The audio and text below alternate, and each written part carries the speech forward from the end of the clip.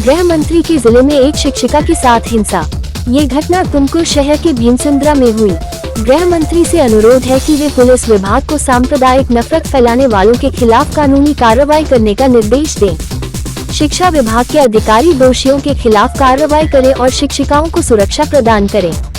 तुमकुर शहर के वार्ड 5 स्थित भीमसुंदरा में जाति जनगणना कराने गई एक शिक्षिका पर उसकी जाति पूछकर हमला करने आगे बढ़े, फिर यह जानते हुए कि वह मुस्लिम जाति की है। शिक्षिका के सामने ही उसके साथ दुर्व्यवहार और अपशब्दों का प्रयोग किया गया। ये निंदनीय है। पुलिस को ऐसे सांप्रदायिक तत्वों को सांप्रदायिक नफरत फैलाने से रोकना चाहिए और उनके खिलाफ कानूनी कार्रवाई करके उन्हें खत्म करना चाहिए, वरना वे जाति का जहरीला बीज बोते रहेंगे और जातियों के बीच झगड़े पैदा करते रहेंगे।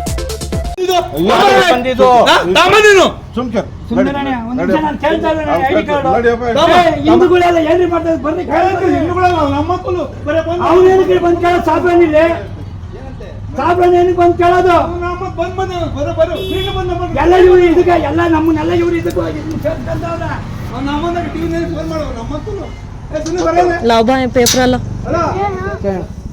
उठा ले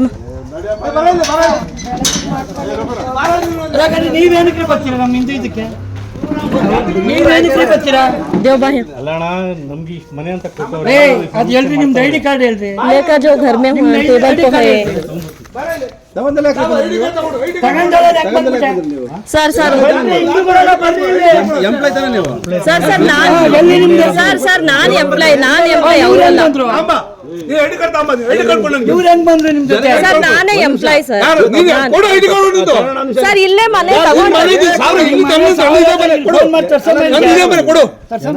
ನಿಮ್ಗೆ ಗೊತ್ತಾಗಲ್ಲ ಸುಂದರಣ್ಯ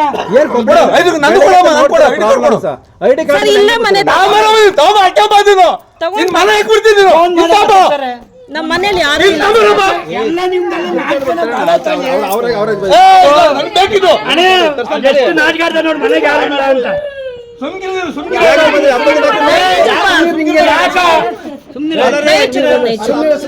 नहीं चुप तुझे क्या करती चुप